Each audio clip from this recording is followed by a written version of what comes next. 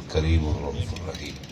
اب آپ درشی پڑھ لیجیے اللہم صلی علی سیدنا و مولانا محمد وعلی آل سیدنا و مولانا محمد مبارک وسلم وصلی علیہ صلاۃ و سلام علیک یا رسول اللہ، صلاۃ و السلام علیک یا سیدی یا حبیب اللہ وعلی آلک و اصحابک یا سیدی یا خاتم النبیین۔ حمد و صلاۃ کے بعد انتہائی واجب الاحترام معزز محترم عالی مرتبت ذی وقار علماء کرام برادران اسلام، السلام علیکم ورحمۃ اللہ وبرکاتہ۔ وعلیکم السلام۔ جیسا کہ آپ کو معلوم ہے کہ آج کی یہ پر نور اور پروقار محفل جو کہ محسن انسانیت کانفرنس کے نام پر انعقاد پذیر ہے، ادارت المصطفیٰ ڈویژن ڈی جی خان کے نوجوانوں نے بہت زیادہ اپنی کوشش اور محنت سے یہ خوبصورت پنڈال سجایا اور مجھے آپ سب کو آقا کریم علیہ الصلوۃ والسلام کا ذکر اور حضور کی فکر سننے سنانے کے لیے جمع کیا۔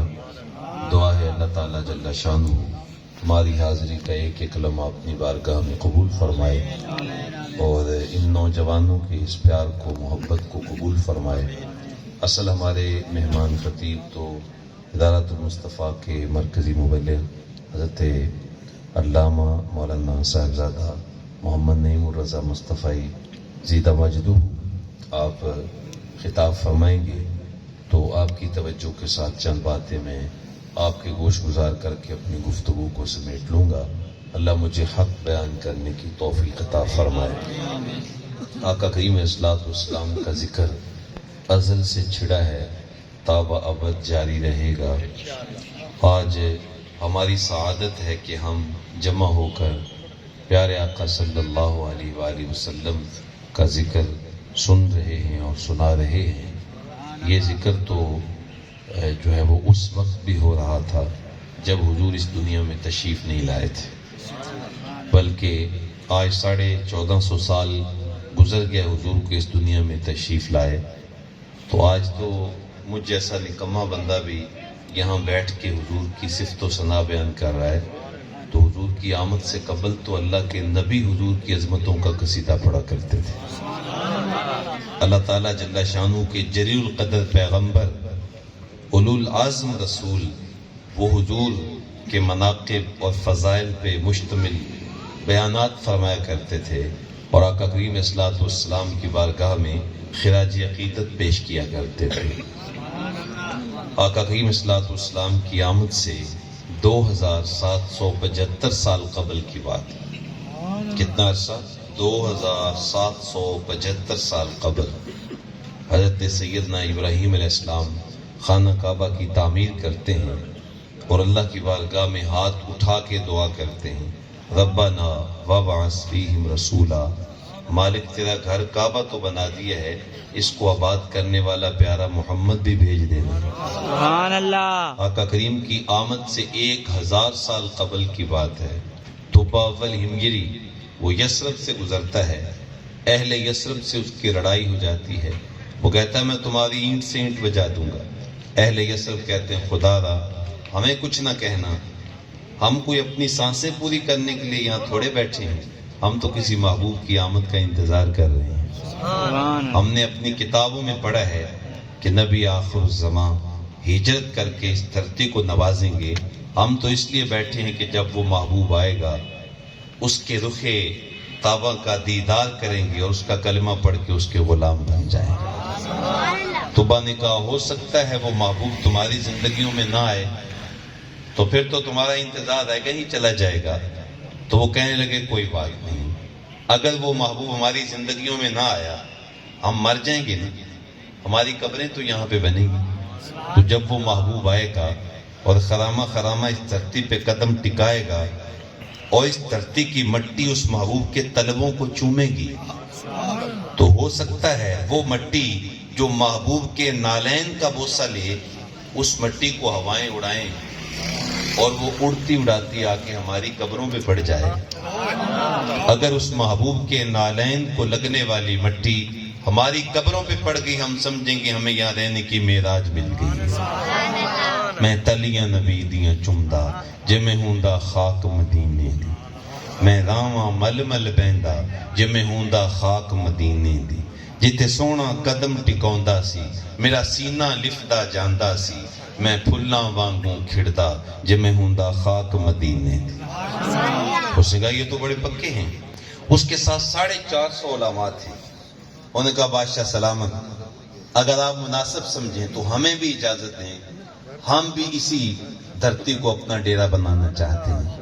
ہم نے بھی اپنی کتابوں میں پڑھا ہے کہ وہ محبوب آئے گا، تو اس لیے ہمیں بھی یہاں رہنے دیا جائے. تو اس نے کہا کہ تمہیں پھر میں ایسے نہیں رہنے دوں گا. اس نے معماروں کو بلایا، ہر عالم کو ایک مکان تعمیر کر کے دیا اور خدمت کے لیے ایک خادم بھی عطا کیا. معلوم ہو اس وقت کے بادشاہ اپنے علماء کو مکان تعمیر کر کے دیا کرتے تھے. یہ تو اب دور آیا کہ کوئی مولانا صاحب اچھا مکان بنا لیں تو مسجد کی انتظامیہ بس اوقات پریشان ہو جاتی ہے. سب کی بات نہیں کرتا، آپ تو ماشاءاللہ بڑی محبت والے لوگ ہیں.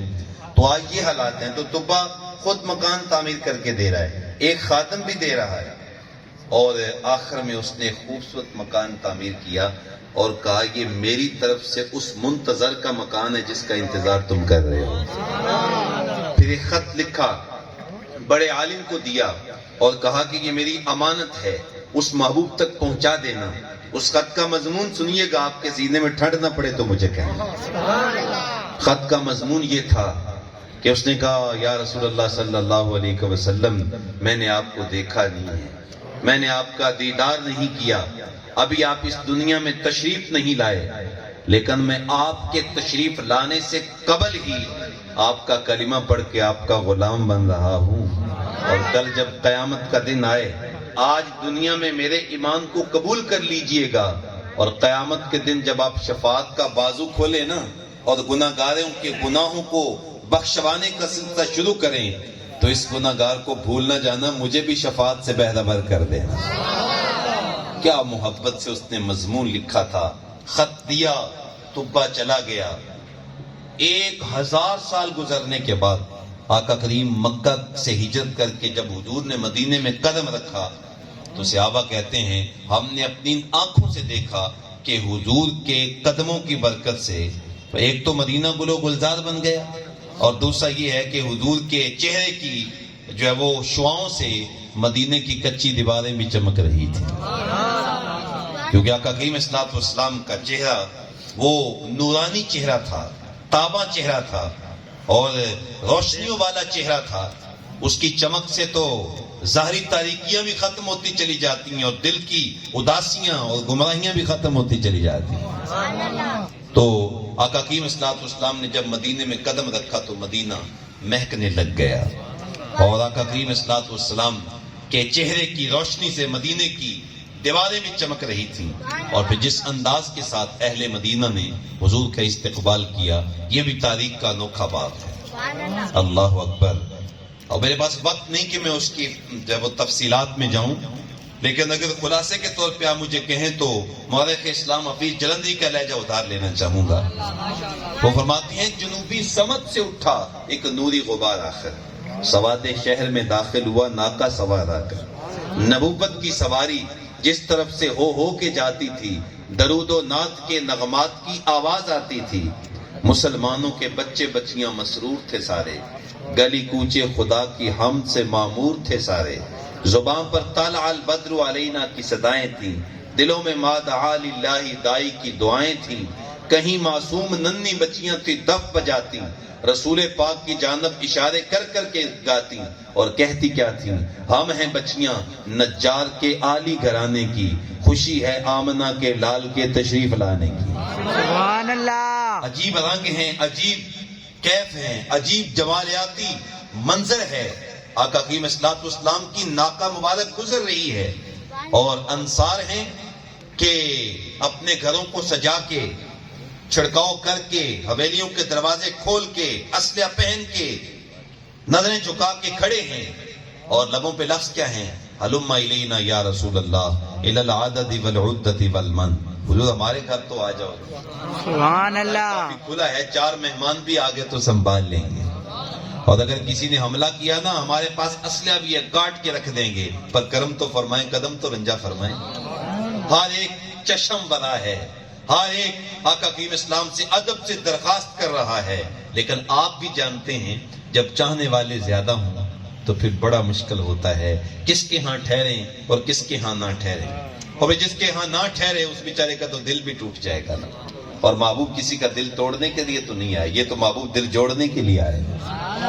آقا کریم اسلام نے ناکہ مبارک کی مہار اس کی گردن پہ ڈالی اور فرمایا خلو سبیلہا ناقتی مامورۃ من اللہ، میری اونٹنی کی راہیں چھوڑ دو، یہ اللہ کے حکم کی پابند ہے، جہاں اس کا حکم ہوگا یہ وہیں جا کے بیٹھ جائے گی۔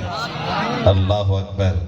اب اونٹنی مبارک گزر رہی ہے، اور جب اونٹنی چلتی چلتی پہنچی نا بنو نجار کے محلے میں، تو یہ وہ محلہ تھا جہاں بچیاں دف بجا کے حضور کا استقبال کر رہی تھی اور نعت پڑھ رہی تھی، طلع البدر علینا من ثنیۃ الوداع وجب الشکر علینا ما دعا للہ داعی، لوگو ہمیں مبارکباد دو، دیکھتے نہیں سنیہ پہاڑی کی جانب سے ہمارے اوپر 14ویں رات کا چاند چڑھایا ہے۔ حضور جب ان کے پاس سے گزرے نا تو کہا بیٹا مجھ سے پیار کرتی ہو؟ عرض کی ہاں آقا، اس لیے تو دف بجا کے استقبال کر رہی ہیں، محبت ہی تو کرتی ہیں۔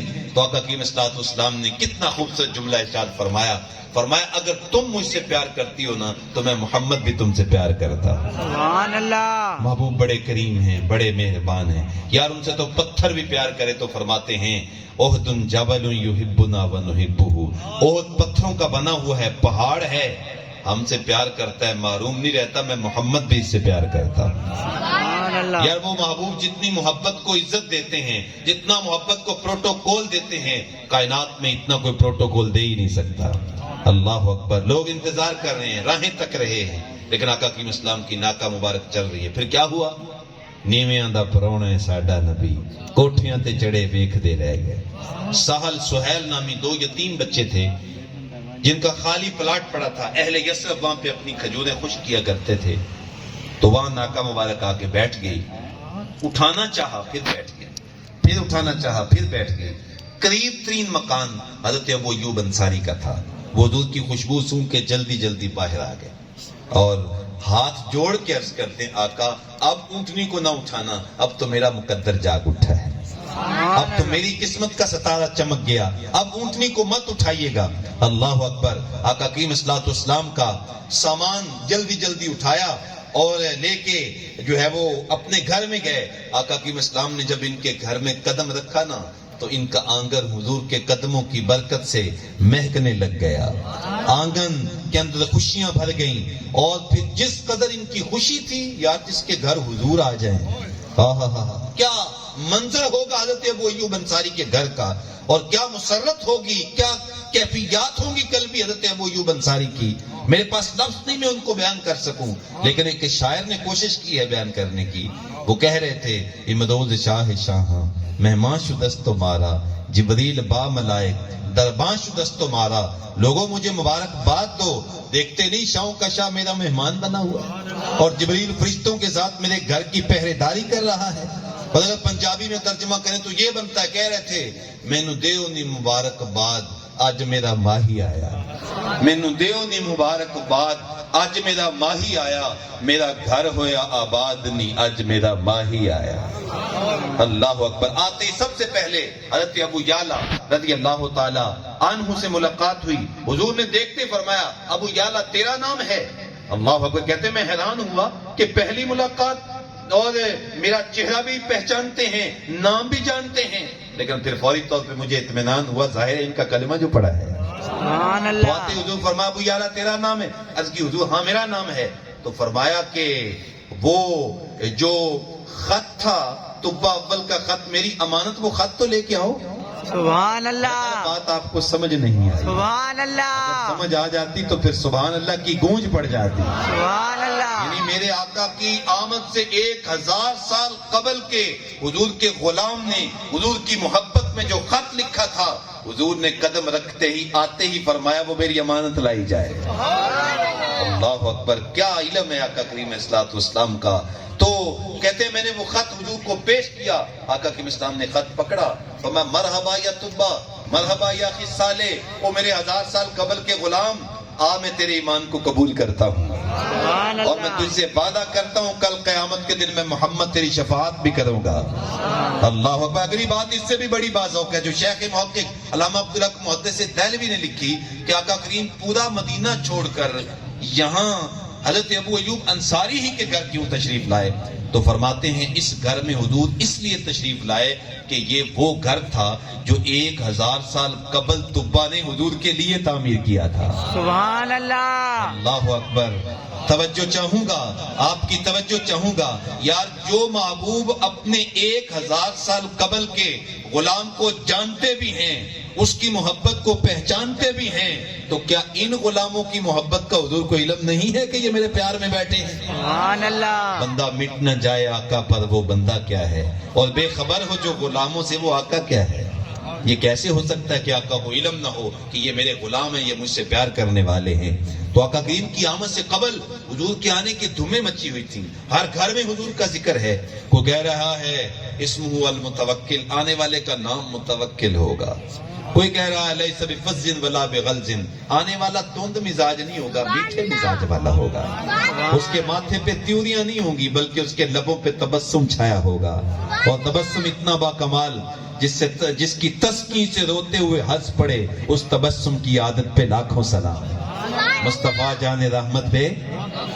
اور جب وہ محبوب تشریف لائے تو اللہ تعالیٰ نے پورے پروٹوکول، پوری عزت، پوری تکریم اور پورے اہتمام کے ساتھ محبوب کی آمد کا اظہار کیا۔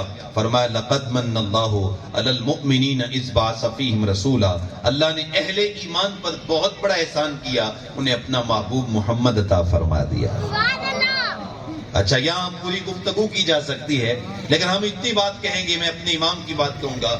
فرماتے ہیں رب اعلیٰ کی نعمت پہ اعلیٰ درود، رب تعالیٰ کی منت پہ لاکھوں سلام۔ کہتے ہیں مالک تیری نعمت پہ بھی لاکھوں سلام، اور تیرے احسان جتلانے پہ بھی لاکھوں سلام۔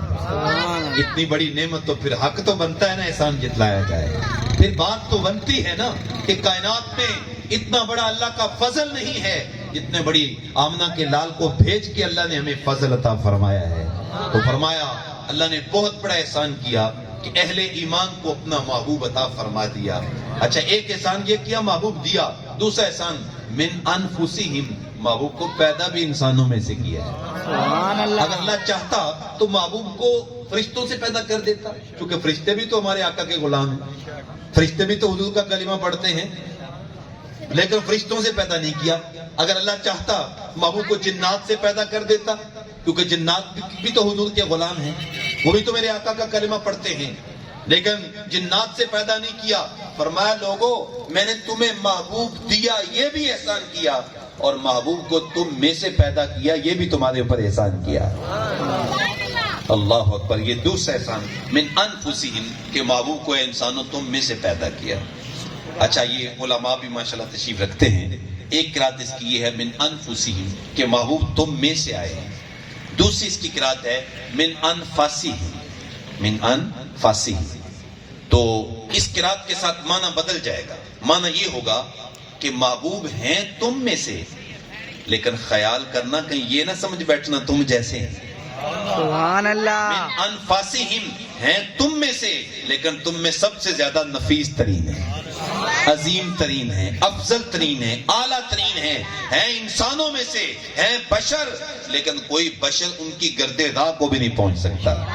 غربی کا شاعر ہے وہ کہتا ہے محمد بشر لا کل بشری، یاقوت حجر لا کل حجری، ہمارے پتھر تو سارے ہی ہوتے ہیں پر یاقوت کا مقابلہ تو نہیں ہے۔ فرمایا محبوب ہیں تو انسان پر باقی انسان ان کی گرد راہ کو بھی نہیں پہنچ سکتے، کیونکہ من انفسہم کا تاج پہن کے آئے ہیں، تم میں سب سے زیادہ نفیس ترین ہے، سب سے زیادہ افضل ترین ہے، اعلیٰ ترین ہے، ان کی گرد راہ کو بھی کوئی نہیں پہنچ سکتا۔ صرف ایک بات اس پہ کرنا چاہوں گا کہ کتنے اعلیٰ ہیں، کتنے افضل ہیں۔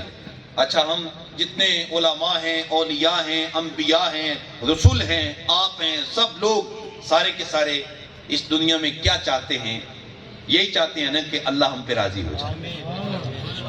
آج آپ اسی مقصد کے لیے آئے نا، محبوب کا ذکر سنیں گے اللہ راضی ہو جائے گا، ہم سب چاہتے ہیں۔ اور یاد رکھیں اگر اللہ راضی ہو جائے تو پھر اور چاہیے بھی کیا؟ اگر مالک ہم پہ راضی ہو جائے کہ یہ میرے بندے جو ہے وہ میرے پیار والے بندے ہیں، تو اس سے بڑی اور نعمت کیا ہو سکتی ہے؟ اللہ اکبر. پوری کائنات چاہتی ہے رب راضی ہو جائے، علماء چاہتے ہیں رب راضی ہو جائے، اولیاء چاہتے ہیں رب راضی ہو جائے، اغیاث چاہتے ہیں رب راضی ہو جائے، انبیاء چاہتے ہیں رب راضی ہو جائے، اولو العزم رسول چاہتے ہیں رب راضی ہو جائے. لیکن رب ہو کے چاہتا ہے مجھ پہ میرا محبوب محمد راضی ہو جائے. سبحان اللہ. یہ جو محبوب آیا ہے عظمتوں والا محبوب، کیا مقام ہے. رب ہو کے چاہتا ہے میرا محبوب مجھ پہ راضی ہو جائے. اس پہ صرف ایک مثال آپ کے سامنے رکھنا چاہوں گا. آقا کریم اسلام جب مکہ المکرمہ سے ہجرت فرما کے مدینہ طیبہ میں آئے تو آپ جانتے ہیں بخاری شریف کی روایت کے مطابق 16 یا 17 ماہ آقا کریم اسلام مسجد حرام کی بجائے مسجد اقصی کی جانب رخ کر کے نماز پڑھتے رہے. 16 یا 17 ماہ. ایک دن آقا کریم اسلام محلہ بنی سالم کی مسجد تھی، وہاں پہ ظہر کی نماز پڑھا رہے تھے. اس وقت وہ محلہ بنی سالم تھا، اب تو وہاں پہ مسجد قبلتین ہے. تو جن لوگوں نے مدینہ پاک کی زیارت کی ہے وہ نقشہ سامنے آ گیا ہوگا. وہ دونوں محراب دونوں طرف بنے ہوئے ہیں شمالن جنوبن. تو جو ابھی تک مدینہ پاک کی زیارت نہیں کر سکے تو آج کی اس مجلس نور میں اللہ کی بارگاہ میں درخواست کرتا ہوں اللہ کرے وہ اڑ کے مدینے پہنچے. لیکن مدینہ نہیں دیکھا تو کچھ نہیں دیکھا. جنوں ویگ کے اکھیاں ٹھر دیاں نے، جنوں ویگ کے ٹھردا سینہ ہے. ربا تیری ساری خدائی وچ بھی کوئی شہر تے بس مدینہ ہے.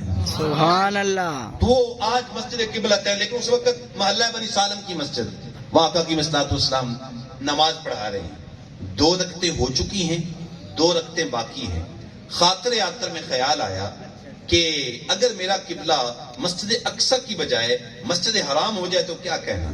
اس مقصد کے لیے آقا کی اسلام نے اپنا چہرہ انور آسمان کی جانب اٹھایا. اللہ کو محبوب کی ادا اتنی پسند آئی اس کو قرآن ہی بنا دیا. سبحان اللہ. قد نرى تقلب وجهك في السماء.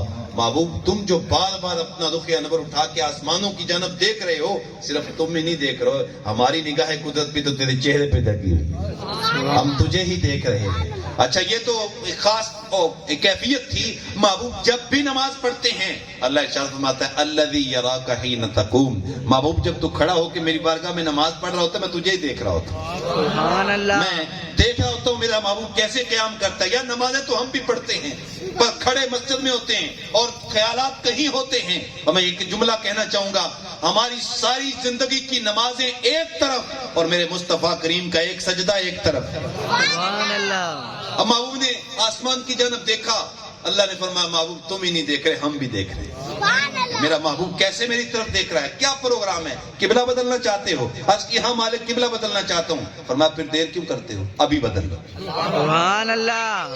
اب 2 رکعتیں ہو چکی ہیں، 2 باقی. اب میں اپنے شیخ کا جملہ آپ کے سامنے رکھنا چاہتا ہوں کہ مالک ابھی تیری نماز، عرض کیا مالک تیری نماز تو پوری ہو لے. تو آواز آئی محبوب اب میری نماز بعد میں پوری ہوگی، پہلے تیری مرضی پوری ہوگی. سبحان اللہ. اللہ اکبر. می برے آ کستوریاں دا جدو یار نچوڑیاں زلفاں، سائم قبلہ ہوتے بنیا جدے یار نے موڑیاں زلفاں. سبحان اللہ. تو یہ ہے کہ محبوب علیہ السلام کے دل میں خیال آیا کہ قبلہ بدل جائے تو اللہ تعالیٰ نے اپنی نماز کو مؤخر کر دیا اور محبوب کی آرزو کو پہلے پورا فرمایا.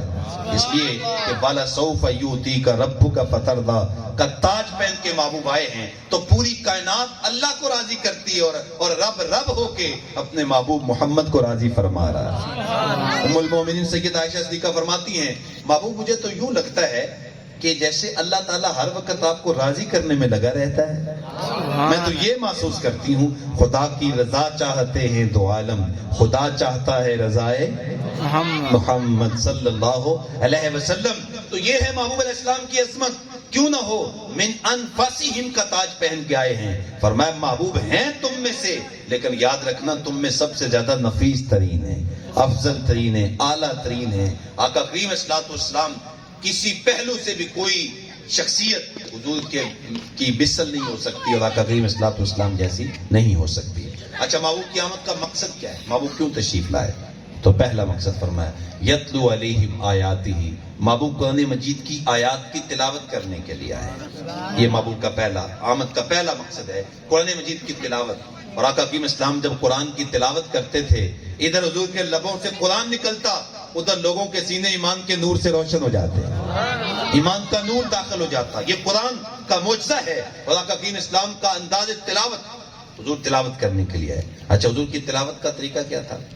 آقا کی صلوات و سلام جب تلاوت کرتے ہیں، سیدہ ام سلمہ رضی اللہ تعالیٰ عنہ ام المومنین بیان کرتی ہیں کہ آقا کی اسلام ایک ایک آیت کر کے قرآن پاک کی تلاوت کرتے تھے۔ خود بیان کیا، ویسے یوں پڑھتے تھے: الحمدللہ رب العالمین الرحمن الرحیم مالک یوم الدین، اس طریقے سے ایک ایک آیت۔ ہمارے بعض قرآن حضرات ایک ہی سانس میں پڑھ جاتے ہیں۔ میں یہ تو نہیں کہتا کہ یہ جائز نہیں ہے، لیکن بہرحال حضور کا تلاوت کا طریقہ یہ نہیں ہے۔ حضور ایک ایک آیت کر کے ہی پڑھتے تھے، اور اس سے قرآن مجید جو ہے اس کے اثرات دل پہ زیادہ جو ہے وہ اترتے ہیں جب ہم ایک ایک آیت کر کے تلاوت کرتے ہیں۔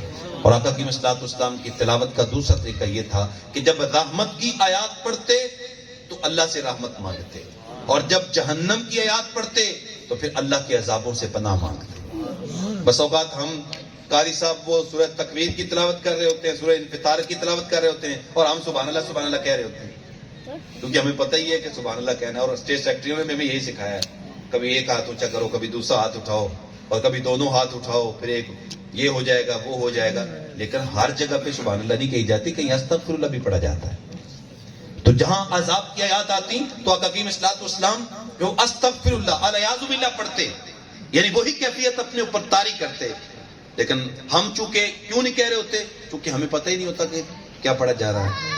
تو اس لیے آقا کی صلوات و سلام قرآن مجید کی تلاوت کرتے تھے، اور تلاوت کرنا یہ حضور کی آمد کا مقصد ہے۔ اور علامہ اقبال رحمۃ اللہ علیہ نے اپنے کسی جاننے والے کو لکھا تھا کہ جو شخص صرف ناظر قرآن مجید کی تلاوت کرتا ہے، اس کے دل کا تعلق رسول اللہ کے قلب سے جڑ جاتا ہے، اس لیے کہ قرآن حضور کے سینے پہ نازل ہو۔ اور اقبال علیہ رحمہ کے متعلق میں نے یہ بات بھی پڑھی کہ ان کے خادم خاص نے بیان کیا کہ میں 35 سال مسلسل اقبال کے ساتھ رہا، دو کام مجھے نہیں علم کہ کبھی اقبال کا نعرہ ہوا، ایک نماز فجر اور دوسری اس کے بعد قرآن پاک کی تلاوت۔ آج میں کہتا ہوں میرے پاس وقت نہیں، بیوی بچوں کی روٹی نہیں پوری ہوتی، آج مسائل بہت زیادہ ہو گئے، معاملات بہت زیادہ ہیں، جی قرآن پاک پڑھنے کے لیے وقت نہیں ہے۔ آپ مجھے بتائیں اقبال سے بڑا مصروف آدمی بھی ہو سکتا ہے؟ کبھی دلی میں ہیں، کبھی ڈھاکہ میں ہیں، کبھی جو ہے وہ سیال کوٹ میں ہیں، کبھی لندن میں ہیں۔ وہ مسلمانوں کے لیڈر تھے، لیکن وہ جانتے تھے کہ میری کامیابی کا راز قرآن کی تلاوت ہے۔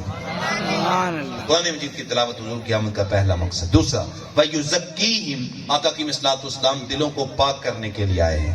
حضور اپنے لبوں سے قرآن پڑھتے، لوگوں کی سماعتوں کو گرماتے، اور اپنی نگاہیں لوگوں کے دلوں پہ ڈال کے ان کو پاک فرمایا کرتے ہیں۔ کیا کسی نے خوب کہا تھا، طیبہ سے منگائی جاتی ہے، سینوں میں چھپائی جاتی ہے، توحید کی میں پیالوں سے نہیں محبوب کی نظروں سے پلائی جاتی۔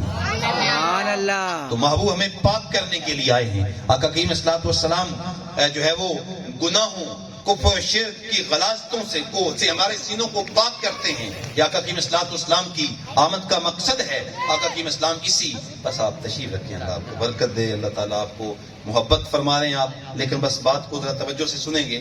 بعض خطبہ جو ہوتے ہیں ان کا تو یہ ہے کہ وہ اور مزاج ہوتا ہے، لیکن ہم جیسے کوئی کمزور ایمان لوگ وہ تقریر بھی بھولنے لگ جاتی ہے جب نوٹ زیادہ آتے ہیں۔ نوٹوں کی اپنی کشش ہے، آپ کو پتہ ہے، تو بہت شفقت، آپ کی محبت، اللہ تعالیٰ آپ کا پیار قبول فرمائے۔ تو بس دو چار باتیں سننے پہ حضرت کو دعوت دیتے ہیں۔ تو میں عرض کر رہا تھا، کیا بات، وہ بات بھول گئی مجھے، نعرہ تکبیر، اللہ اکبر۔ تو میں عرض کر رہا تھا کہ آقا کی صلی اللہ علیہ وسلم کی آمد کا دوسرا مقصد یہ ہے کہ حضور ہمیں پاک کرنے کے لیے آئے ہیں، اور آج بھی حضور کی نگاہ فیض ہوگی تو ہمارا سینہ پاک ہوگا، حضور کی قلم نوازی ہوگی تو ہم جو ہے وہ پاک ہوں گے۔ تو اللہ تعالیٰ جل شانہ نے ہمیں پاک کرنے کے لیے جو محبوب علیہ الصلوۃ والسلام عطا فرمایا۔ اچھا، ایک عقیدے کی بات بھی سن لیجئے، اللہ تعالیٰ نے ہمیں ظاہری ناپاکیاں دور کرنے کے لیے پانی عطا فرمایا۔ شاہد وَأَنزَلْنَا مِنَ السَّمَاءِ مَاءً طَهُورًا، ہم نے آسمان سے پانی اتارا، کیوں؟ پاک کرنے کے لیے۔ تو پاک کرنے کے لیے اللہ نے ہمیں پانی اتارا۔ اگر کپڑا ناپاک ہے تو پانی سے پاک ہو جائے گا، جسم ناپاک ہے تو پانی سے پاک ہو جائے گا۔ اسی طریقہ سے اگر وضو نہیں ہے تو پانی سے وضو ہو جائے گا، لیکن وضو کا طریقہ صحیح آتا ہو۔ اگر غسل نہیں ہے تو پانی کے ساتھ غسل ہو جائے، لیکن طریقہ تو آتا ہو صحیح، پھر غسل کر پائیں گے۔ آج نوجوان پڑھے لکھے، انہیں بھی غسل کا طریقہ نہیں آتا، لیکن غسل کا طریقہ آنا چاہیے۔ غسل کیسے ہوگا؟ پانی سے ہوگا۔ اور استنجا کیسے ہوگا؟ پانی سے ہوگا۔ اللہ اکبر. تو یہ اللہ تعالیٰ نے پاکی کے لیے ہمیں پانی عطا فرمایا ہے. لیکن آپ مجھے بتائیں, پانی ہو گھر میں ٹوٹی کے اندر, اور میں یہاں پہ بیٹھا ہوں, اپنا کپڑا میں نے پاک کرنا ہے, کیا پانی وہاں رہتے ہوئے میرے کپڑے کو پاک کر سکتا ہے؟ سادی سی بات ہے. آپ بالکل اس کو اچھے طریقے سے جانتے ہیں کہ جب تک پانی کپڑے کے قریب نہیں ہوگا اس وقت تک کپڑا پاک نہیں ہو سکتا. میاں پانی قریب نہ ہو تو کپڑا پاک نہیں ہوتا, اگر نبی قریب نہ ہو تو دل کیسے پاک ہو جائے گا؟ فرمایا النبی اولا بالمؤمنین من انفسہم, فرمایا لوگوں تمہاری جانیں تو تم سے دور ہو سکتی ہیں, مصطفیٰ کریم تو تمہاری جانوں سے بھی زیادہ قریب ہے تم سے. اس لیے فرمایا من یتلو علیہم آیاتی ویزکیہم, محبوب علیہ الصلوۃ والسلام ہمیں پاک کرنے کے لیے آئے ہیں. ویعلمہم الکتاب والحکمہ, آقا کریم صلی اللہ علیہ وسلم قرآن کے معلم بن کے آئے ہیں اور حکمت کے معلم بن کے آئے ہیں. ہر کتاب کا کوئی نہ کوئی معلم ہوتا ہے, اور معلم کے بغیر کتاب سمجھ نہیں آتی. اگر ہم نے جب وہ میتھ پڑھنی ہو تو استاذ کے بغیر سمجھ نہیں آ سکتی, استاذ سمجھائے گا تو سمجھیں گے. اگر ہم نے کوئی گرامر پڑھنی ہو تو جب تک استاذ نہیں ہوگا گرامر سمجھ نہیں آئے گی. کمپیوٹر سیکھنا ہے استاذ کے بغیر تھوڑا بہت تو کوئی کر سکتے ہیں, لیکن فن کو اچھے طریقے سے سمجھنا استاذ کے بغیر ممکن نہیں ہے. میاں میتھ استاذ کے بغیر نہیں ہے, انگلش استاذ کے بغیر نہیں ہے, گرامر استاذ کے بغیر نہیں ہے, کمپیوٹر استاذ کے بغیر نہیں ہے, تو قرآن استاذ کے بغیر کیسے سمجھ آ سکے؟ تو فرمایا قرآن کے معلم آمنہ کے لال ہیں, قرآن کے معلم حضور ہیں. لہٰذا لغت کی کتاب نکال کے چند لفظوں کا ترجمہ کر کے کہہ لینا کہ میں قرآن سمجھتا ہوں, یہ کبھی ممکن ہی نہیں ہے, گمراہ ہو جائیں گے. جب تک قرآن آمنہ کے لال سے نہیں سمجھیں گے اس وقت تک قرآن سے ہم ہدایت نہیں پا سکتے, اس وقت قرآن سے ہم اجالا نہیں پا سکتے. آج لوگ چند لغات پڑھ کے چند لفظوں کے معانی عربی کے یاد کر کے وہ سمجھتے ہم نے بڑا تیر مار لیا. آپ مجھے بتائیں امام بخاری سے بڑا عالم کون ہو سکتا ہے؟ لیکن امام بخاری رحمت اللہ تعالی علیہ نے اپنی کتاب بخاری کے اندر کتاب التفسیر پوری کتاب لکھی ہے. جتنی تفاسیر انہوں نے بیان کی ہیں کلمات قرآن کی, لغت سے نہیں بیان کی, انہوں نے صحابہ کرام سے بیان کی. سبحان اللہ. کہ فلان لفظ کا معنی حضرت عبداللہ ابن عباس نے یہ بیان کیا ہے, یہ امام بخاری کہہ رہے ہیں. فلان لفظ کا معنی حضرت عبداللہ ابن عمر نے یہ بیان فرمایا ہے. فلان لفظ کا معنی حضرت عبداللہ ابن زبیر نے یہ بیان کیا ہے. قرآن مجید کے الفاظ کے معنی وہ صحابہ سے لے رہے ہیں, اور صحابہ نے وہ قرآن پاک کے معنی کہاں سے لیے ہیں؟ آمنہ کے لال سے لیے ہیں. چونکہ جیسے کوئی علم استاذ کے بغیر سمجھ نہیں آ سکتا, ایسے قرآن آمنہ کے لال کے بغیر سمجھ نہیں آ سکتا, کیونکہ قرآن کے معلم. تو آئیے قرآن مجید سیکھیے اور حضور سے سیکھیے. وَيُعَلِّمُهُمُ الْكِتَابَ وَالْحِکْمَةَ, اور حضور حکمت کے معلم بن کے آئے. حکمت زندگی گزارنے کا ڈھب سکھایا تو آمنہ کے لال نے سکھایا. آج جتنی روشنی ہے, جتنا اجالا ہے, جتنا زندگی گزارنے کا ڈھب ہے, یہ کہاں سے آیا؟ یہ مدینہ طیبہ کی پاک گلیوں سے آیا ہے. آقا کریم صلی اللہ علیہ وسلم نے ہمیں زندگی گزارنے کا ڈھب سکھایا. آج ماں باپ کی عزت تکریم, بچوں کے ساتھ پیار, بہن بھائیوں کے ساتھ الفت, رشتہ داروں کے ساتھ تعلق, پڑوسیوں کے حقوق, اچھا اخلاق, یہ کہاں سے ملے گا؟ یہ پیارے آقا صلی اللہ علیہ وآلہ وسلم سے ملے گا. آقا کریم اسلام کا ایک فرمان سن لیجیے اور میں اپنی گفتگو کو سمیٹتا ہوں. آقا کریم صلی اللہ علیہ وسلم نے ارشاد فرمایا, قیامت کے دن بندہ مومن کے نامہ اعمال میں سب سے وزنی نیکی جانتے ہو کون سی ہے؟ سب سے وزنی نیکی, ظاہر ہے یقیناً آپ بھی جاننا چاہتے ہوں گے کہ سب سے وزنی نیکی جو ہمارے نامہ اعمال میں ہوگی وہ کون سی ہے؟ تو آقا کریم اسلام نے فرمایا, اچھا اخلاق تمہارے نامہ اعمال میں سب سے وزنی نیکی ہے.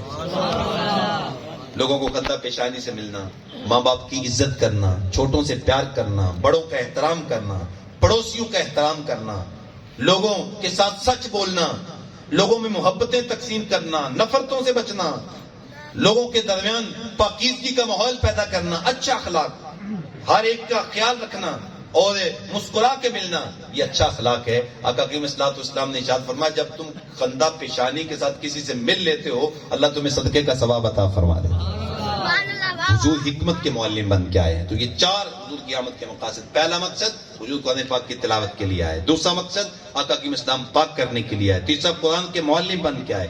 اور چوتھا حکمت کے معلم بن کے آئے. یہ آقا کی اسلام کی آمد کے مقاصد ہیں. آئیے میں اور آپ قرآن مجید کے ساتھ وابستہ ہوں, پیارے آقا صلی اللہ علیہ وآلہ وسلم سے اپنی زندگی کا جمال سیکھیں, اپنی زندگی حضور سے سیکھیں, اور حضور کے صحابہ ابو بکر و عمر, عثمان و علی سے ہمیں زندگی سیکھنی چاہیے, کیونکہ انہوں نے رسول اللہ سے زندگی سیکھی. اور ہمارے بچوں کو حسنین کریمین سے زندگی سیکھنی چاہیے. ہماری بچیوں کو آقا کریم اسلام کی شہزادیوں سے زندگیاں سیکھنی چاہیے. تو پھر آپ دیکھیں گھروں کے اندر کیسا خوبصورت ماحول ہوتا ہے, کیسا جمال ہوتا ہے, کیسے اجالا ہوتا ہے. اللہ تعالیٰ جل شانہ ہمیں اپنی اصل کی طرف آنے کی توفیق عطا فرمائے. آج ہمارے نوجوان زندگی کہاں سے سیکھ رہے ہیں؟ آج ہمارے بچے میڈیا سے زندگی سیکھ رہے ہیں. آج ہمارے بچے یورپ سے زندگی سیکھ رہے ہیں. آج ہمارے نوجوان وہ یورپ کے کلچر کو اختیار کر رہے ہیں. ہمارے اداروں کے اندر یورپ کا کلچر داخل ہو چکا ہے, جبکہ اقبال نے کہا تھا مغرب اور یورپ کی کامیابی اس میں ہے کہ وہ آگے کی طرف دیکھیں, اس لیے کہ اگر پیچھے دیکھیں گے تو پیرس کی گلیوں میں کیچڑ کے علاوہ کچھ بھی نہیں ہے. لیکن اگر مسلمان پیچھے کی طرف دیکھیں تو ان کی کامیابی پیچھے کی طرف دیکھنے میں ہے, اس لیے کہ ان کے پیچھے تو کیچڑ ہے. اور لیکن مسلمان جب پیچھے دیکھیں گے تو آقا کریم اسلام مدینہ طیبہ میں فاحش کا نور تقسیم کرتے ہوئے نظر آئیں گے. تمہیں صحاب صفہ فاحش کا نور لیتے ہوئے نظر آئیں گے. مسلمانوں کی کامیابی اس میں ہے کہ وہ پیچھے کی طرف دیکھیں, یورپ کی کامیابی اس لیے کہ وہ آگے کی طرف دیکھیں. مسلمانوں اگر اپنا وقار چاہتے ہو, اگر اپنی عزت چاہتے ہو, اگر اپنا مقام چاہتے ہو, اگر اپنا مرتبہ چاہتے ہو, اگر اپنے آپ کا فروغ چاہتے ہو, تو وہ ایک ہی اس کا راستہ ہے کہ آمنہ کے لال کے قدموں میں آنا ہوگا. تو پھر دنیا بھی سنور جائے گی, آخرت بھی سنور جائے گی. اس لیے اقبال نے کہا تھا کہ محمد سے وفا تو نے تو ہم تیرے ہیں, یہ جہاں چیز ہے کیا لوح و قلم تیرے ہیں. اگر میرے نبی سے وفا کر لو گے تو پھر دنیا کیا کائنات کی ہر چیز تمہارے قبضے میں آ جائے گی. آج ہم پستی اور گراوٹ اور ذلت ہمارا اس کا شکار ہم اس لیے ہوئے کہ ہم نے جب آقا کریم صلی اللہ علیہ وسلم سے اپنا رشتہ جو ہے اس کو کمزور کیا. تو آئیے آج کی اس درس قرآن اور محسن انسانیت کانفرنس کا جو بنیادی مقصد ہے وہ یہ ہے کہ ہم محسن انسانیت کے ساتھ جڑ جائیں, ہم اپنا تعلق خاطر حضور کے ساتھ قائم کریں. اور یہی ہمارے حضرت قبلہ عالمی مبلغ اسلام پیرزادہ محمد رضا ثاقب مصطفی دامت برکاتہم العالیہ کی فکر ہے, جس نے پوری کائنات کو پاکیزہ کیا اور ہر طرف جو ہے وہ آقا کریم اسلام کی غلامی کا نور بانٹا جا رہا ہے. تو آئیے جو ہے وہ یہاں وابستہ ہوں اور ادارت المصطفیٰ کے ساتھ وابستہ ہو کر اپنی روحانیت کا آغاز کریں, ہم اپنی اصلاح کا آغاز کریں. اور مجھے بڑے اچھے اچھے لوگوں کے ویوز ملتے ہیں. میں ایک بہت بڑا پروگرام تھا ہمارے ملتان میں, ہزاروں کا مجمع تھا, بڑی دنیا آئی ہوئی تھی, پنجاب سے تمام جگہ لوگ آئے ہوئے تھے. تو لوگوں کے تاثرات جب ہم دیکھتے ہیں تو ایک بزرگ تھے, وہ بڑے پرتپاک انداز میں مجھے ملنے لگے اور مجھے کہنے لگے یہ ادارت المصطفیٰ ایسا ادارہ ہے جس نے پورے پاکستان کو بچایا ہے, اور پورے پاکستان کے اندر محمد عربی صلی اللہ علیہ وسلم کی غلامی کی روح پھونکی ہے نوجوانوں کے دلوں میں, اور اس نے کام کیا ہے اور اہل سنت کے اندر دوبارہ ایک جو ہے وہ روحانی روح پھونکی ہے. تو الحمدللہ اس کے اثرات ہم ہر جگہ پہ دیکھ رہے ہیں. تو اللہ تعالیٰ جل شانہ ہماری حاضری کا ایک کلمہ اپنی بارگاہ میں قبول فرمائے. تو اب میں انتہائی ادب کے ساتھ درخواست کروں گا ادارت المصطفیٰ کے عظیم مبلغ اور جمع فکر مبلغ حضرت علامہ مولانا مبلغ عشق رسول صاحبزادہ محمد نعیم الرضا مصطفی دامت برکاتہم العالیہ کہ وہ تشریف لائیں اور اپنے ملفوظات سے ہمیں نوازیں. ایک نعرہ لگا لیتے ہیں اور پھر آپ جو وہ توجہ کے ساتھ آپ حضرت کی گفتگو سماعت کیجیے گا. نعرہ تکبیر, نعرہ رسال, نعرہ رسال, عظمت و شان مصطفیٰ, عظمت و شان مصطفیٰ.